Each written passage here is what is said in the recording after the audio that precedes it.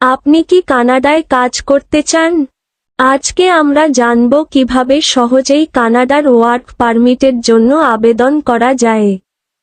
প্রথম ধাপ হল একটি কানাডিয়ান কোম্পানি থেকে জব অফার পাওয়া।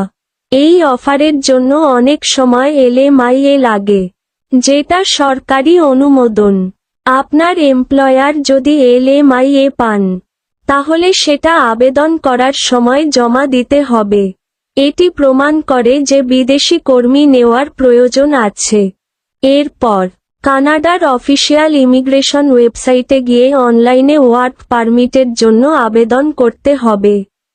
দরকারি document: passport, job offer, LMIA copy এবং কাজের অভিজ্ঞতার প্রমাণ।